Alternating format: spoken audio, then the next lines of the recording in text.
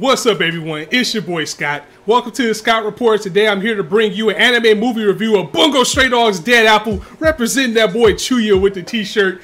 And I am fresh from sitting down from the theater, and the first thing I did was came home and threw this camera up so I can tell you guys how I feel about the movie. So this might be all over the place. It might be some spoilers here, it might be some spoilers there. I'll try to keep it spoiler free for people that want to go see it, but I can't make any promises because I am hyped. And I will go ahead and tell you guys first and foremost that if you are a fan of Bungo Stray Dogs, then you are absolutely going to love this movie. And what I liked about this movie the most is that it felt like it really was a part of the universe. It really did feel like this movie could be canon. And shouts out to my friend Otaku Fangirl, who I actually had the pleasure of meeting at this film when I went to go see it, and we talked about it a little bit before we both decided to go home, that yeah, I'm gonna go ahead and call this movie canon because it still took place in Yokohama, and there's something that could very well lead into the next season and make things make a lot more sense that went on in this one. And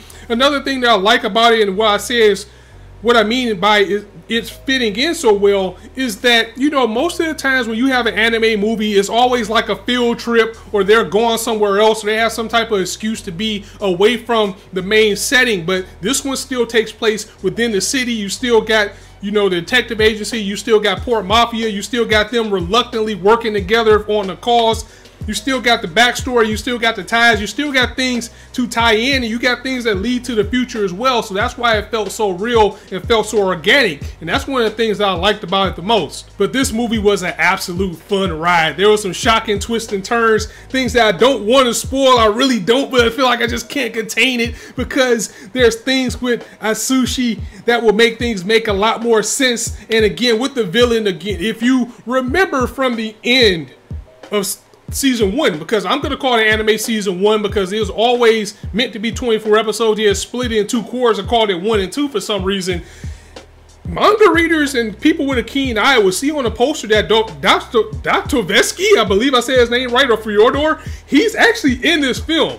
So he's the next menace that the Armed Detective Agency is going to actually face. So he shows up in this film, and it is great because he still got his seeds planted. You can see where we will go when we do get that second season, because believe me, if Crunchyroll believed in this series enough to give it an anime movie night, then something must be in the works for us to get a season 2. And the series as a whole is picking up more and more popularity.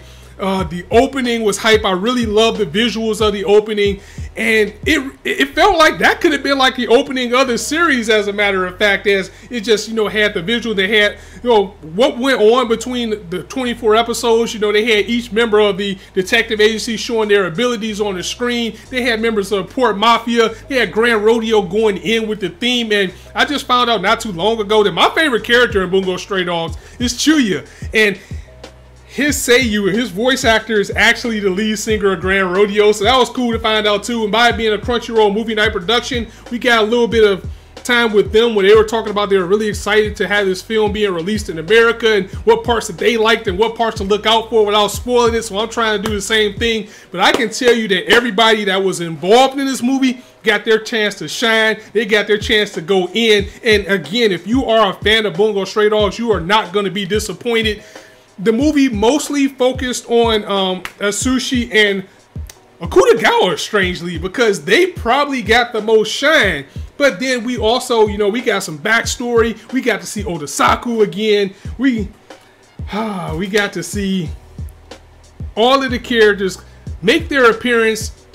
And what was going on with Dead Apple with this one? And again, I really don't want to go into spoiler territory because I want you guys to check it out yourself. But the main reason that this movie was happening is because there was a villain by the name of Shibusawa, and he had this fog that was going around the entire city, and it was going to eventually engulf Japan. And what that mist was doing is that it was actually taking the powers of people that were gifted and turning it against them. And again, I don't want to get into that territory because it's going to spoil, but it was very interesting. But seeing that the people where's it going to be with their abilities in this movie. I think they did miss the opportunity to have Rampo have a bigger role in it, because we know he doesn't have an ability anyway. But that's just a minor gripe. With the people that we did get, we got some nice scenes from them all, and it all worked out very well. And I came out of this a better fan of Akutagawa than I usually am, and I came out an even bigger fan of Chuya. But there was one scene that I have to talk about that happened with Chuya and Dazai that when I saw it, I was like, okay, this is hype. And then I was like, what the fuck? The only other thing that I want to point out is that there were some animation derps here and there. You really don't expect that in a movie.